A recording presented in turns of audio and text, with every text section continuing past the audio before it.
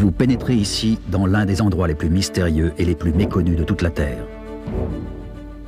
Nous sommes au fond de l'océan Atlantique, dans une zone géographique qui a enfiévré l'imagination de l'homme depuis des siècles, où des bateaux, des avions et des hommes ont disparu sans laisser de traces et sans raison apparente.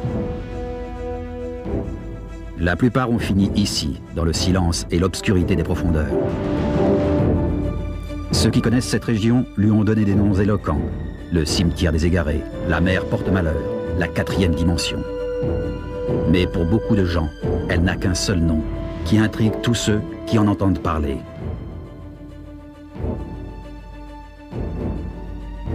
Ce nom, c'est le triangle des Bermudes.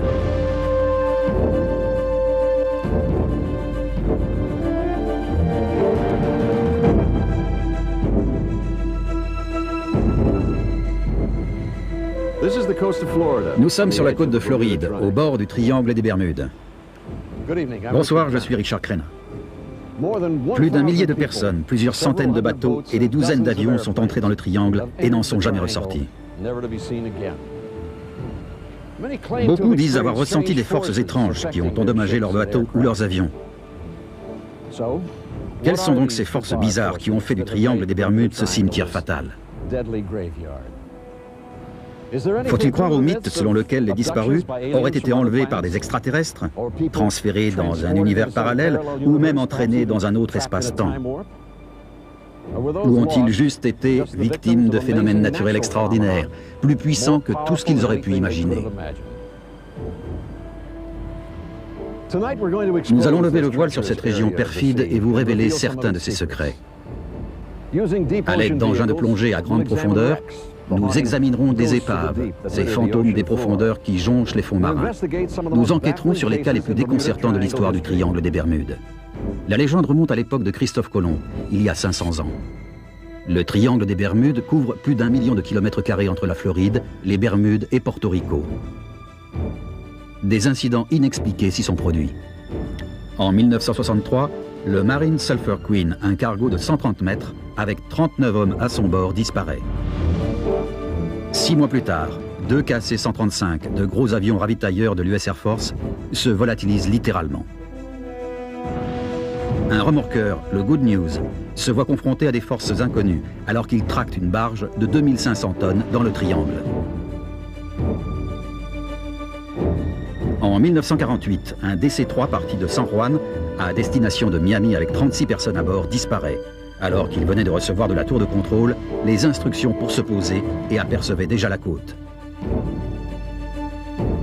Et en 1986, un homme et sa femme, volant dans un petit avion entre les Bermudes et la Floride, racontent qu'ils sont entrés dans une substance comparable à du lait de poule. Tous leurs instruments électroniques d'une valeur totale de 2 millions de dollars ont soudain cessé de fonctionner.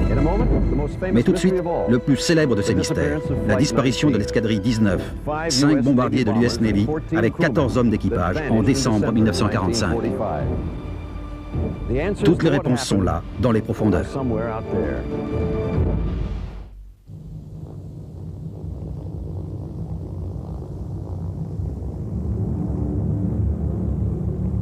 Pendant la Deuxième Guerre mondiale, l'Avenger passait pour le meilleur bombardier lance-torpilles du monde. Mais plusieurs Avengers, partis en mission d'entraînement dans le triangle des Bermudes, allaient faire date pour une toute autre raison.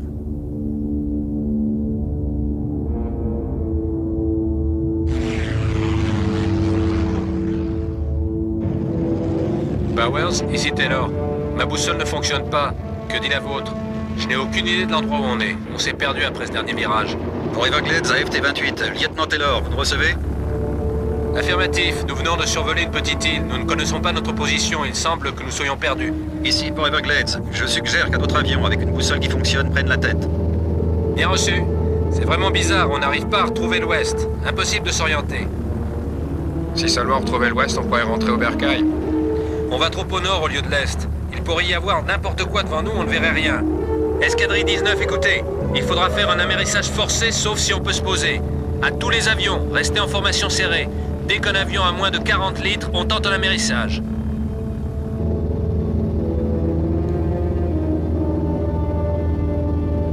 Un bateau à gauche. Mon lieutenant, je largue le reste des bombes? Oui, allez-y.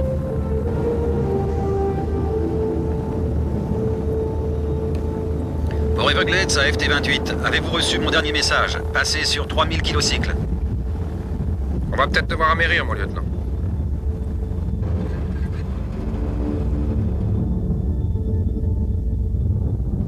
On devrait apercevoir les lumières.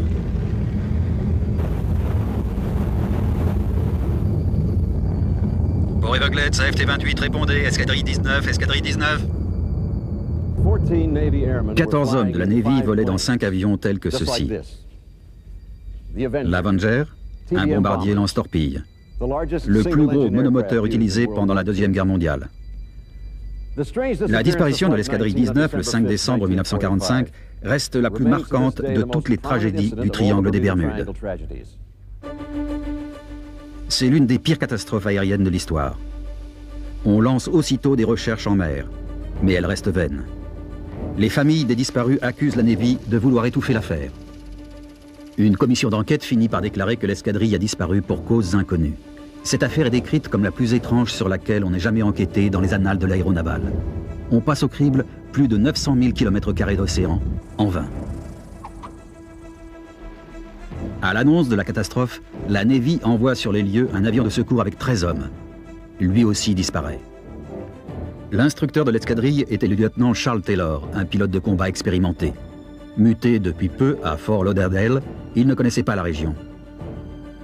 Le lieutenant Ed Powers faisait aussi partie de l'escadrille. Sa femme nous raconte comment elle a appris la terrible nouvelle.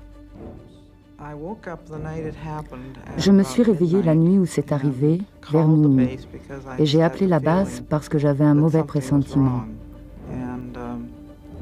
Et ils m'ont dit que Ed n'était pas là, sans me donner aucune explication.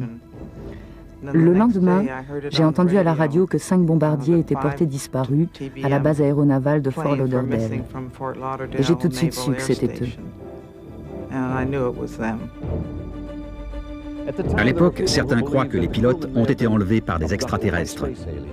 Des années plus tard, Steven Spielberg exploitera ce thème dans son film Rencontre du troisième type, dans lequel on retrouve les avions dans le désert mexicain et les pilotes dans un vaisseau spatial. Je pense que toutes ces théories sur des ovnis et des distorsions de l'espace ne tiennent pas debout. Mais au début, quand j'en ai entendu parler, je m'y suis raccrochée en me disant que c'était peut-être ce qui s'était passé et qu'il y avait peut-être une chance qu'ils aient survécu. Qui aurait cru alors qu'un demi-siècle plus tard, on serait encore à la recherche de ces 5 Avengers? Le bateau de recherche Deep Sea s'est lancé dans une dernière expédition pour tenter d'élucider le mystère. À la tête de l'expédition, Graham Hawkes, aventurier et océanographe, vétéran en matière de recherche de l'escadrille 19. Pour la localiser, il aura fallu 12 ans de recherche à John Meyer, ancien membre de la Direction générale de l'aviation civile et pilote d'hélicoptère de combat au Vietnam. J'ai rassemblé tout ce qui se rapportait à la navigation. Je me suis procuré des cartes de 1945, j'ai déterminé ce qui avait changé et j'ai reproduit ces variations au demi-degré près. D'autres gens qui naviguaient dans ce secteur cette nuit-là ont raconté qu'ils n'avaient jamais vu une mer aussi agitée.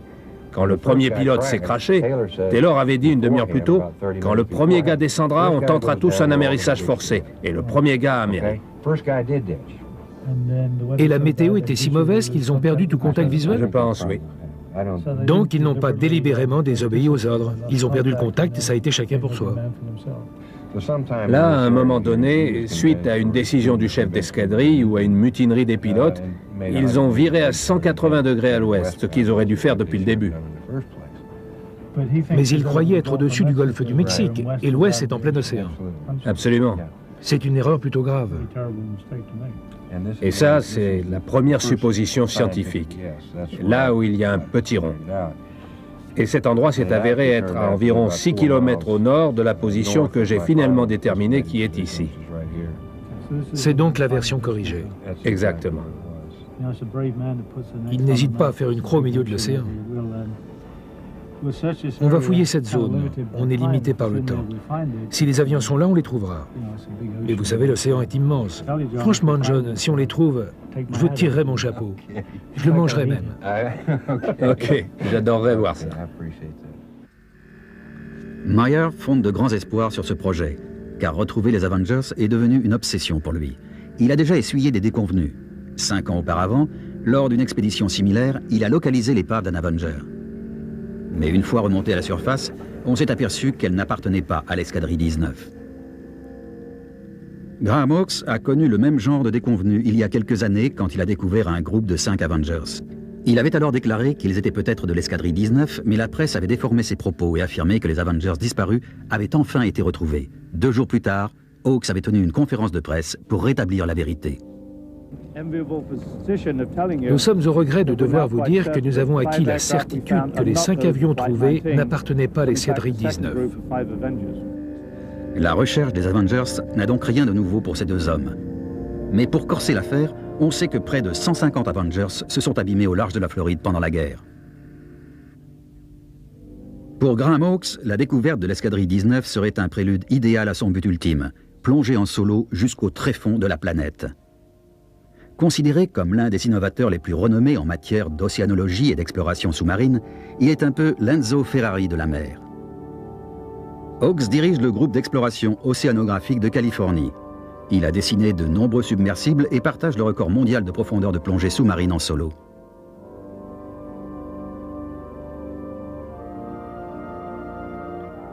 Récemment, il a conçu le Deep Flight 2, un submersible ressemblant à un avion qu'il espère piloter dans l'endroit le plus profond de tous les océans, la fosse des Mariannes. Le bateau de recherche Deep Sea s'est lancé dans une expédition pour tenter d'élucider le mystère de l'escadrille 19. Il transporte un équipement ultramoderne de recherche sous-marine, en particulier un sonar à balayage latéral et un véhicule télécommandé, le ROV. Tandis que le Deep Sea explore la zone cible de recherche, le responsable du sonar, Bill Mastrud, ne quitte pas des yeux ses écrans. Soudain, il repère quelque chose. Vous ne croyez pas que c'est un avion? Eh bien, j'espère que vous vous trompez. Il est même possible que ce soit du poisson. Mais ça ressemble quand même à une cible potentielle. On va tourner autour pour tâcher d'en avoir le cœur net. Le seul poisson qu'on ait vu, c'est... Je pense qu'il se trompe. C'est un avion. Ça ne pourrait être n'importe quoi, John. On peut continuer à s'approcher pour voir. Ok, désolé, mais j'ai du mal à croire que c'est pas ça.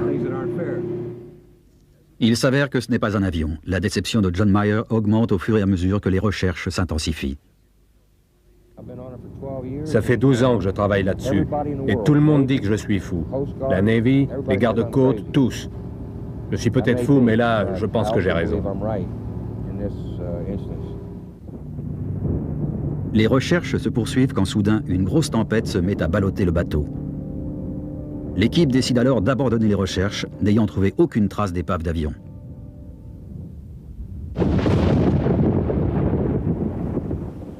Le Deep Sea met le cap vers le sud, en direction d'un endroit où Graham Hawkes a la preuve qu'un avion s'est abîmé en mer, peut-être un Avenger de l'escadrille 19.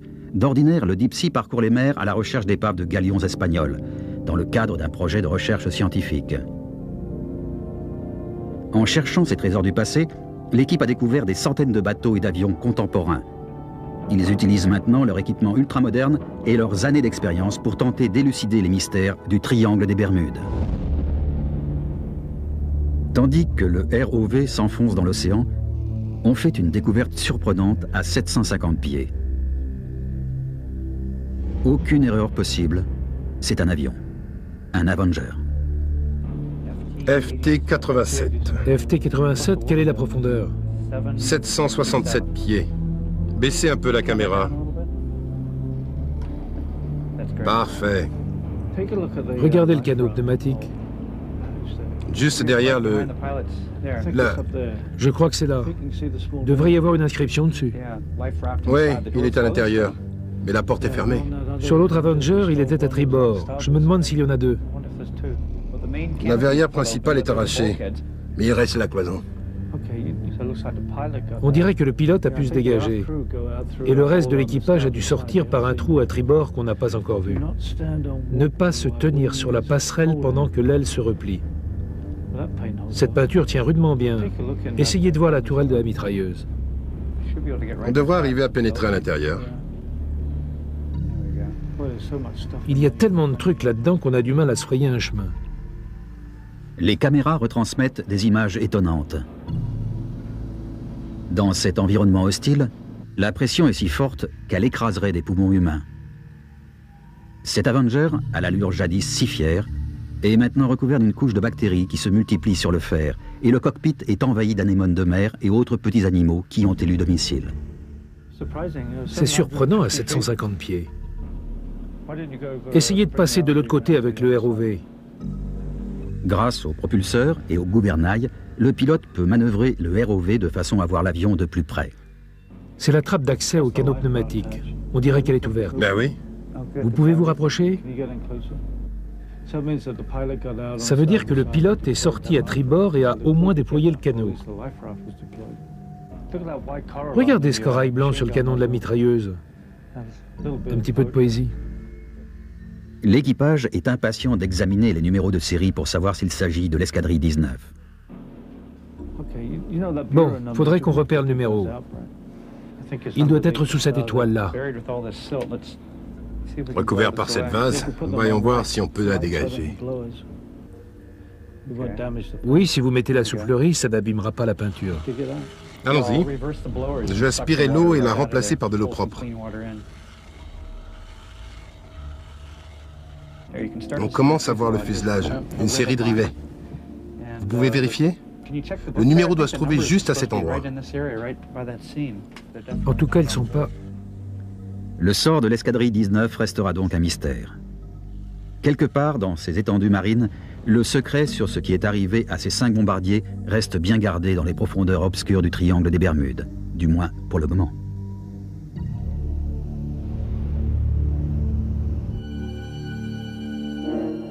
Le couloir de la drogue qui relie les Bahamas à la Floride est parcouru par bon nombre de hors-bords. Mais les trafiquants imprudents sont souvent victimes de ces eaux impitoyables.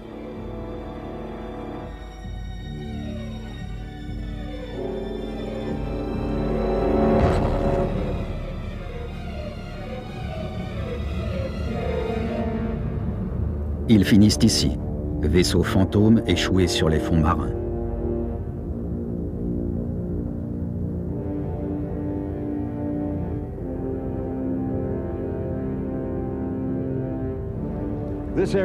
Cette région, connue sous le nom de Triangle des Bermudes, couvre plus d'1 million de kilomètres carrés d'un océan trompeur et est traversée par l'une des voies de navigation commerciale les plus pratiquées du monde. C'est aussi l'un des hauts lieux de la navigation de plaisance. Et la conjugaison de ces deux facteurs fait de cet endroit l'un des plus fréquentés de la planète. Il n'est donc guère surprenant que les fonds marins du Triangle des Bermudes soient jonchés d'épaves de toutes sortes.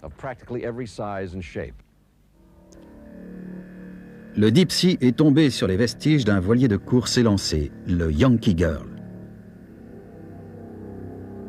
Ces mâts n'avaient pas de voile.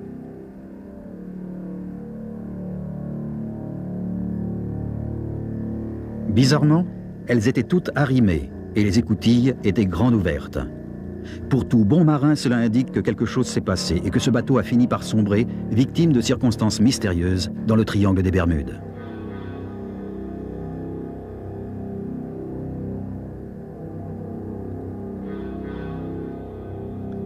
Les recherches se poursuivant, un autre bateau surgit des abysses. Un bateau de plaisance de Miami. Une rapide enquête révèle qu'il appartenait à un homme de Clearwater, en Floride, qui affirme l'avoir vendu en 1982 à Miami. Le bateau s'appelle le Big Mom. La piste s'arrête là.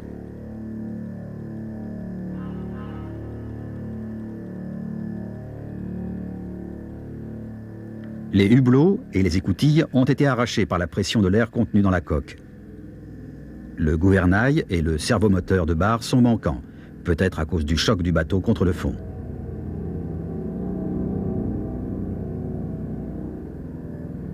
La chaise du capitaine est coincée dans l'écoutille d'accès à la salle des machines, ce qui laisse à penser qu'il s'est passé quelque chose de bizarre juste avant que le bateau ne sombre. L'océan sait effacer les indices qui pourraient expliquer comment ce bateau a fini ici.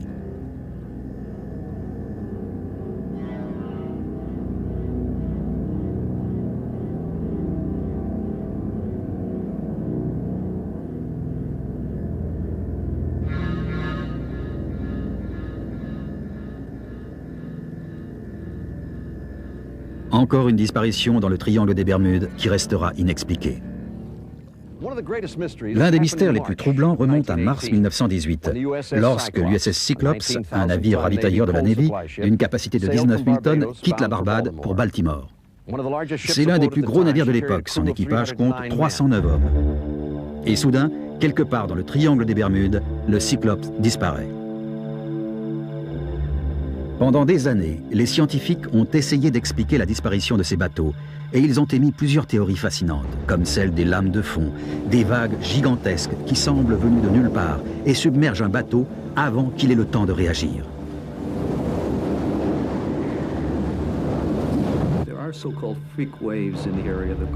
Il y a des lames de fond dans les zones baignées par le Gulf Stream. Les principales causes en sont avant tout le courant et les vents, souvent présents lorsque des tempêtes arrivent depuis la côte des États-Unis, qui rendent les vagues bien plus grosses qu'elles ne devraient l'être.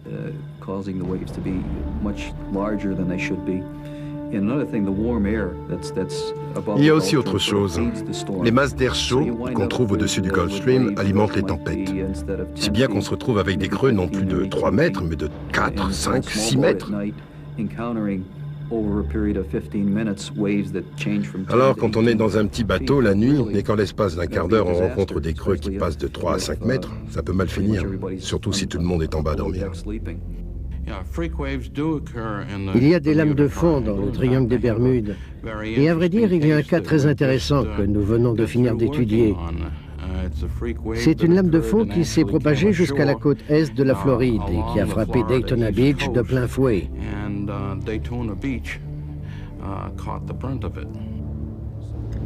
Certaines atteignent une hauteur évaluée à une trentaine de mètres. Une autre théorie fait intervenir les hydrates de méthane. Quand du méthane s'échappe par les fissures des fonds marins, les bulles de gaz remontent à la surface. Si un bateau se trouvait dans l'une de ces zones où le méthane remonte en quantité sous forme de bulles, on aurait un abaissement de la densité de l'eau de l'ordre de 20 à 30%. Et ce bateau perdrait sa flottabilité et sombrerait très vite. D'ailleurs, il y a eu des plateformes pétrolières offshore qui ont provoqué des émissions de gaz. Et quand ces gaz se sont échappés, les plateformes ont coulé très rapidement parce que l'eau ne les portait plus.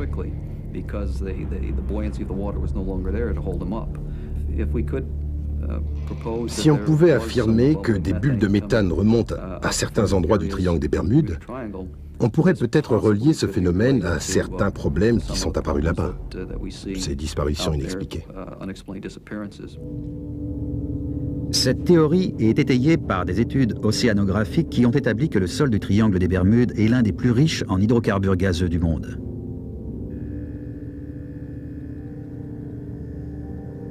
Un bateau de ce type qui a sombré récemment au large de la Floride a été entraîné par les puissants courants du Gulf Stream et a traversé l'Atlantique. Il a été retrouvé au large des côtes anglaises. Regardez, il y a un cordage attaché au bastingage. Il va jusqu'à l'ancre qui est sur le siège arrière. Et il y a un projecteur, vous le voyez? Le câble électrique qui pend? Oui, c'est un projecteur qui pend. Vous voyez le câble blanc? Presque au sol. Ça a dû se passer de nuit. Ce bateau a l'air d'être là depuis assez longtemps pour avoir sombré à la grande époque du trafic de drogue via les Bahamas. Ils ont probablement eu des problèmes de moteur et ont coulé. Ces bateaux ont une ligne de flottaison très basse. Alors quand la mer est démontée et que le moteur tombe en panne, ils ont vu qu'ils étaient mal partis, ont préparé l'ancre, déroulé les cordages. Ils ont dû essuyer quelques vagues un peu trop grosses. Ces bateaux sont parfaits quand il fait beau. Mais quand ça se gâte, ce n'est sans doute pas ce qui se fait de plus sûr.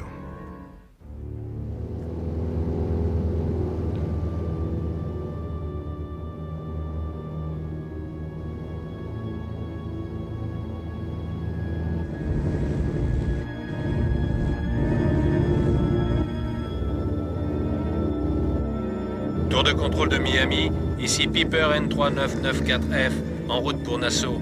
J'ai des problèmes de moteur et mes instruments s'affolent. Je sollicite un guidage radar jusqu'à l'aéroport de Miami, terminé. Bien reçu, Piper 3994F. La piste 9 gauche est libre. Contactez la tour de contrôle quand vous ne serez plus qu'à 8 km. Terminé.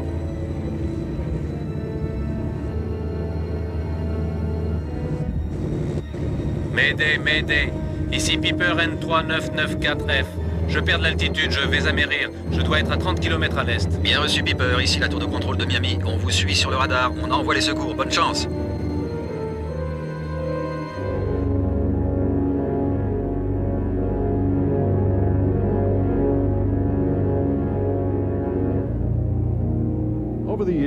Au fil des ans, des centaines d'avions de toutes les tailles ont disparu dans le triangle des Bermudes. Un pilote de ligne dit avoir rencontré ce qu'il appelle un bloc d'air à 1500 mètres au-dessus du Gulf Stream, qui aurait secoué son avion comme un fox terrier secoue un rat, puis l'aurait envoyé à 4500 mètres d'altitude. Il ajoute qu'il a eu de la chance de s'en sortir. Il y a aussi toutes ces histoires d'enlèvement par des ovnis, de distorsions spatio-temporelles, de champs magnétiques et autres forces étranges et inexpliquées. L'une de ces théories prétend que quand la boussole d'un avion s'affole, c'est qu'il y a un vaisseau spatial non identifié au-dessus, et que quand celui-ci change de direction, la boussole le suit. Cela peut sembler étrange, mais n'oublions pas que c'est Einstein qui a compris le premier que l'espace et le temps étaient liés. Les scientifiques étudient les champs de gravitation au-dessus de la Terre. Faut-il y voir l'explication de toutes ces disparitions dans le triangle des Bermudes? Un incident étrange s'est produit à bord du Queen Elizabeth pendant l'une de ses traversées de l'Atlantique. Il était suivi par un avion, et cet avion, voulant distraire les passagers, s'est rapproché du paquebot, a fait demi-tour, puis est passé à l'avant du bateau. Et à ce moment-là, pendant ce virage, il a disparu. Beaucoup se sont dit qu'il était tombé dans l'océan. Mais c'est impossible avec tous ces gens qui l'observaient en même temps. Il s'est littéralement volatilisé.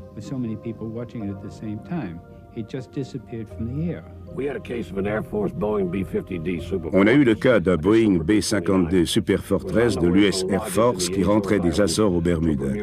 Il était à 25 000 pieds quand l'opérateur radar, qui avait les Bermudes sur son écran, a remarqué que l'avion ne se déplaçait plus.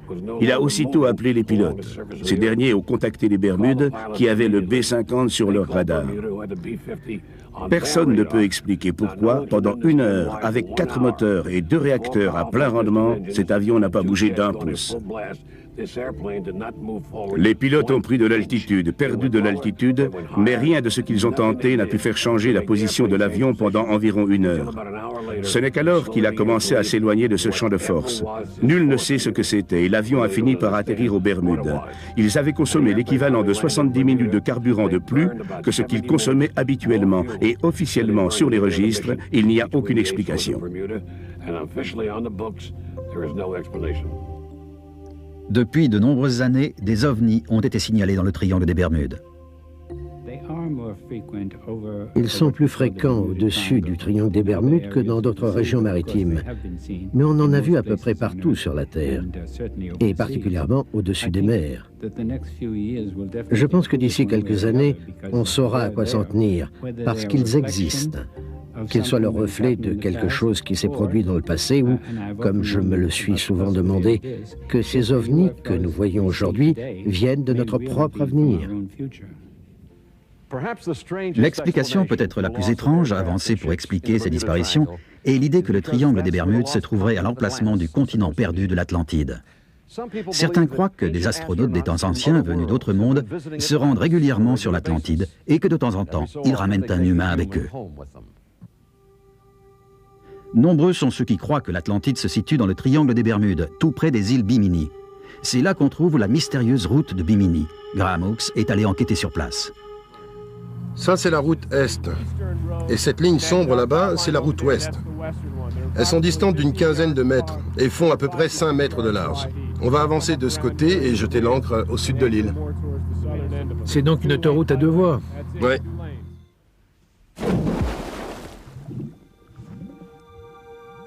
À la fin des années 60, on fait une découverte étonnante au large des îles Bimini. Une série d'énormes pierres formant une route au fond de l'océan. Ces pierres, pesant 1 à 10 tonnes, semblent avoir été disposées ainsi par l'homme. Preuve pour certains qu'on est bien sur les lieux de l'Atlantide. La légende de l'Atlantide, vieille de plus de 11 000 ans, évoque un empire extraordinaire établi sur une île de l'Atlantique qui aurait connu un degré de civilisation resté inégalé dans l'histoire. L'Atlantide est censée avoir été engloutie en l'espace de quelques heures sans laisser aucune trace. Il en est aussi qui croient qu'à cet endroit, il y a peut-être des cristaux géants dans les profondeurs de la Terre. Ils seraient là pour guider des ovnis et pourraient donc être la source qui affole les instruments de navigation des bateaux et des avions dans le triangle des Bermudes.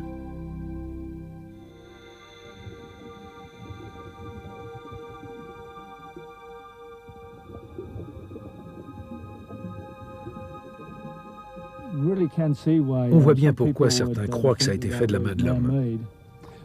Ils pensent qu'il s'agit de l'Atlantide, que c'est l'un des tout premiers signes révélateurs de ce continent, et que progressivement, on pourra voir de plus en plus d'éléments de cette civilisation.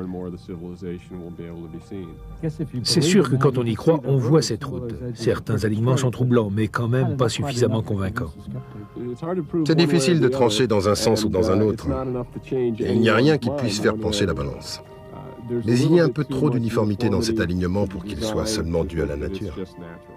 Beaucoup de pilotes ont signalé que leurs instruments s'étaient affolés à proximité des îles Bimini. Vers la fin des années 60 et le début des années 70, j'assurais la navette pour les Bahamas chaque semaine. À 50 ou 60 km à l'ouest de West End, quand je rentrais sur le continent et que le soleil était dans le bon axe, en regardant l'océan, on voyait ces routes sous-marines qui formaient des lignes parfaitement droites, englouties depuis des millions d'années. Et juste à cet endroit, pas à chaque fois, mais assez souvent, on constatait une forte déviation magnétique de la boussole. Elle s'affolait complètement. On volait comme ça pendant une trentaine de kilomètres, puis la boussole se calmait.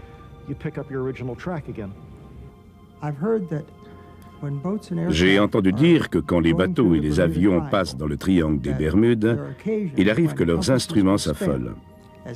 D'après ce qu'on en sait, il n'y a aucune raison pour qu'ils s'affolent à cause d'un champ magnétique. En effet, si un avion ou un bateau essuie des turbulences, sa boussole marque normalement une oscillation. Or, avec toutes les mesures du champ magnétique qu'on a faites, on n'a jamais pu mettre en évidence ce phénomène, et pourtant on en a vraiment fait beaucoup dans le triangle des Bermudes et ailleurs.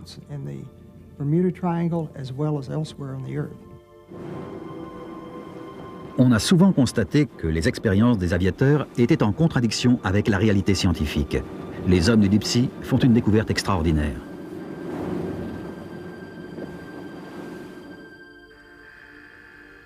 On envoie le ROV pour examiner l'intérieur d'un petit avion. Restez où vous êtes jusqu'à ce que ça se dégage. Vous allez droit dessus. Ça y est, je l'ai à l'écran. Ça fait un moment qu'il est là. Regardez, le toit commence à s'affaisser. Voyons ça de plus près. Voici le numéro N3647Q. On dirait que les deux portes sont verrouillées. Il n'y a que ce hublot d'arraché. Oui, la partie supérieure est partie. Je me demande si ça s'est cassé quand l'avion a heurté le fond. Ces avions ont un train d'atterrissage fixe, ce qui ne convient sans doute pas bien à un amérissage. Au moindre choc, ça lâche. Pour examiner l'intérieur du cockpit dans l'espoir d'y trouver des objets de valeur ou des restes humains, on décide d'utiliser le ROV pour tenter de pénétrer dans l'avion par l'arrière. À ce que j'en vois par le hublot, il semble qu'heureusement il n'y ait personne là-dedans. Ça a l'air vide. C'est bizarre que toutes les portes du cockpit soient fermées. Après un amérissage forcé, quand on s'extirpe de l'avion, on ne referme pas la porte derrière soi, si? Ouvrez-la tout en douceur. On va peut-être devoir l'enfoncer, doucement.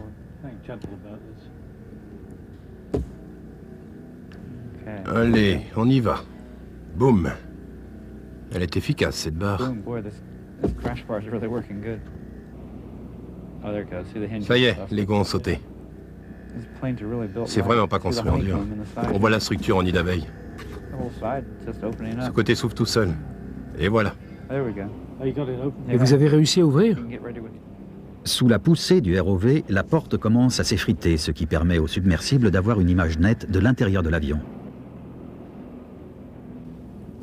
L'un de ces strapontins. Regardez toute cette saleté, quel bazar.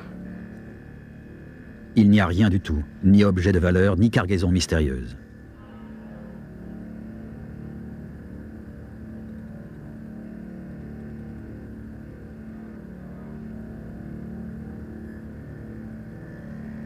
Les hommes du Deep Sea décident d'essayer d'ouvrir les portes scellées du compartiment passager.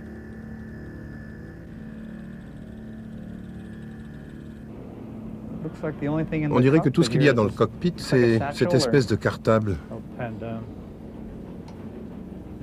Il est ouvert. C'est peut-être une visière? Ouais, on dirait une visière. Je crois que la tâche est tombée. C'est complètement vide là-dedans. C'est plein de détritus. Le toit continue de se désagréger. Et le tableau de bord, il y a des clés dessus? Des clés de contact? Mais il n'y a pas de clés sur ces avions. Quand on amérit en catastrophe, vous pensez vraiment qu'on enlève les clés? J'espère que ces types sont sortis, mais on n'en sait rien. On vérifiera dans les archives. Cet avion, un Piper, avait été volé il y a 15 ans sur l'aéroport de Pompano Beach. On ignorait ce qu'il était devenu. La police pensait que l'avion avait été volé et servait à passer de la drogue, mais rien n'indique comment le pilote ou les passagers éventuels auraient pu s'en sortir.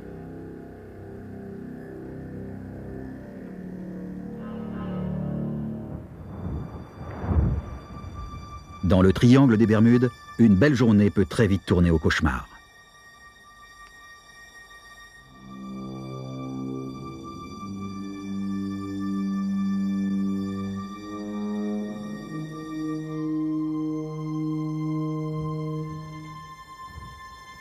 Avis de tempête.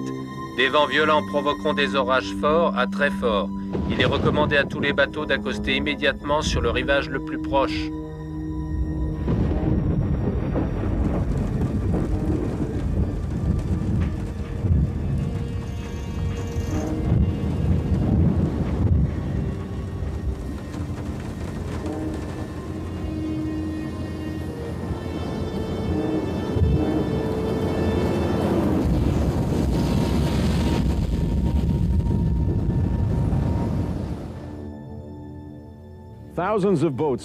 Les marinas de Floride abritent des milliers de bateaux.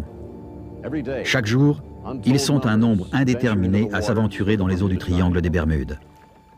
Et parfois, ils ne reviennent pas. L'une des histoires les plus connues de ces dernières années est celle d'un restaurateur célèbre de Floride, Charlie Muir, qui partit avec sa femme et un couple d'amis faire une croisière entre les Bahamas et la Floride. Son voilier de 12 mètres portait le nom de sa chaîne de restaurants, Charlie's Crab. Muir, qui passait pour un excellent marin, essuya une violente tempête et son bateau disparut. L'US Air Force et les gardes-côtes entamèrent des recherches. Au lever du jour, les avions décollent. Cette tempête d'une violence inattendue est déjà surnommée la tempête du siècle, avec des vents de plus de 100 km/h et des creux de 6 à 9 mètres. D'après les gardes-côtes, c'est typique du triangle des Bermudes. Et ça n'a rien à voir avec des distorsions de l'espace, des ovnis ou des rayons laser venus de l'Atlantide. On pense qu'ils étaient à une cinquantaine de kilomètres de la côte américaine, du côté de West Palm Beach, quand une tempête épouvantable s'est déclenchée. Ça a été la tempête du siècle, en mars 93. Et une douzaine de bateaux ont sombré ce jour-là au large de la Floride. 10 bateaux de pêche, un autre voilier et un cargo de 70 mètres ont disparu, pour la plupart au large de la côte ouest de la Floride. On suppose que le Charlie's Crab a été pris dans la tempête et que c'est ainsi qu'il a disparu. Quand les rapports sur la gravité de la tempête arrivent au QG des gardes-côtes, il devient évident que le Charlie's Crab n'est pas le seul bateau en détresse. Des SOS retentissent dans toute la péninsule de Floride. Dans cette séquence dramatique, une famille embarquée sur un voilier sera finalement sauvée. La violence des vents et les énormes creux rendent cet exercice de sauvetage périlleux pour tout le monde.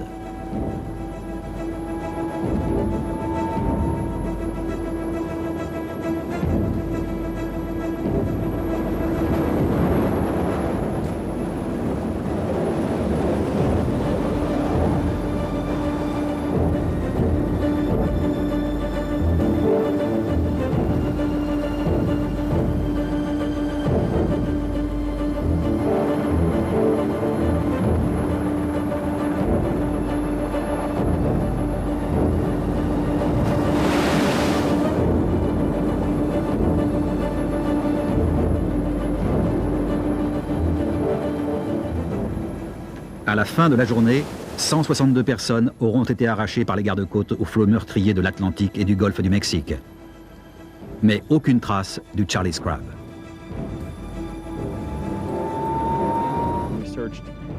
On a passé au crible plus de 280 000 km² entre les Bahamas et Miami, et jusqu'à la côte de Caroline du Nord. En fait, on a fouillé une zone plus grande que les États de Floride et de Caroline du Sud réunis, en vain. Le seul indice qu'on ait sur l'endroit où ils peuvent avoir disparu, c'est un appel fait pendant la tempête sur un téléphone cellulaire à 4h30 du matin le samedi 13 mars. Alors Ken, cet appel téléphonique, ça donne quelque chose? Ça peut nous aider car on sait que tôt le matin, il y a eu un appel de détresse, un SOS lancé par le Charlie's Crab qui a été reçu par la police de Lantana. On a identifié les 3 zones cellulaires les plus proches de la source de cet appel. Avec cette information et l'information que vous avez, on pourrait tenter de déterminer l'endroit où le bateau a pu sombrer.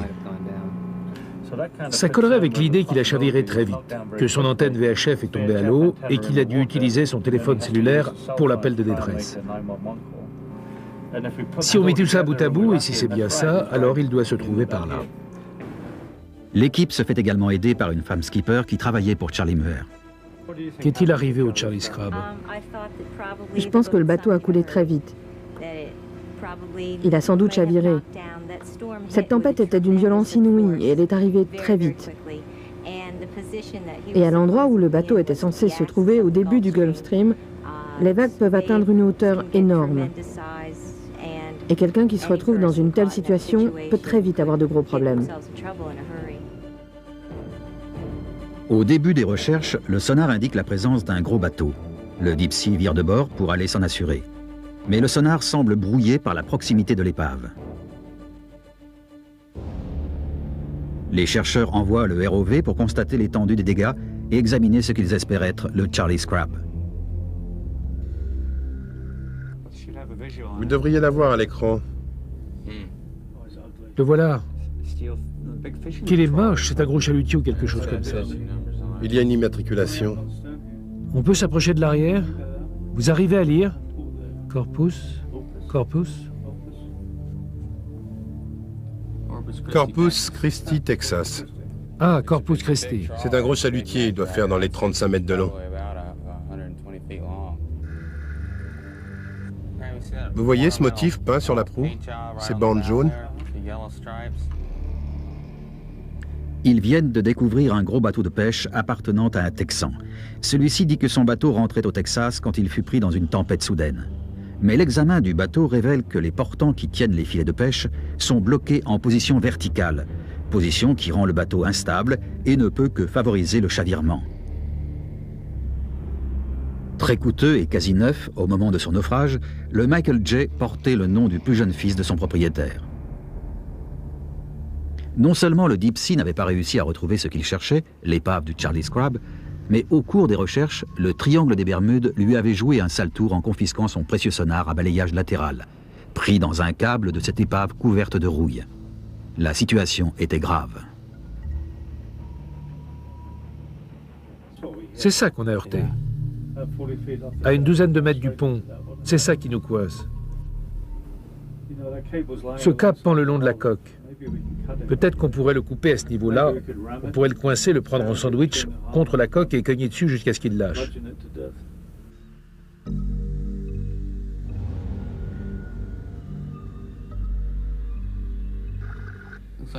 On dirait qu'il n'y a plus de hublot. Ça indique peut-être qu'il a été sabordé. Quel bazar! Il y a du matériel électronique là-dedans. Il n'a donc pas été sabordé? Regardez là. Il y a un radar et du matériel.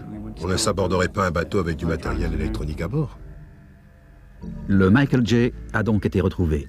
Son propriétaire nous informe que les marins ont survécu au naufrage. Mais le Charlie's Crab reste prisonnier du triangle des Bermudes.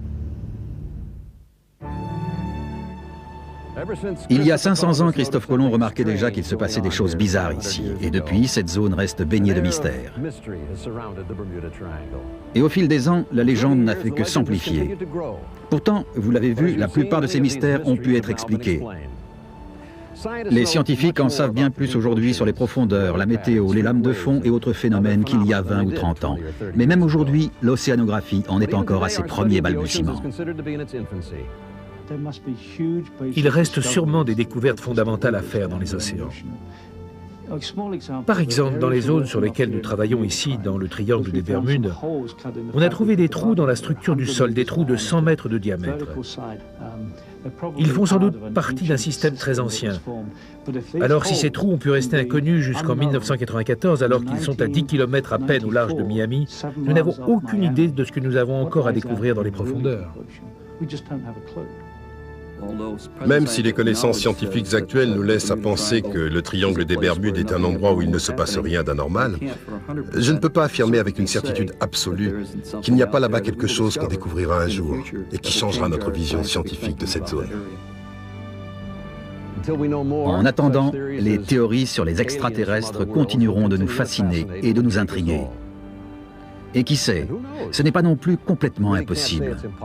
Tout ce qu'on peut dire, c'est qu'il y aura toujours un triangle des Bermudes.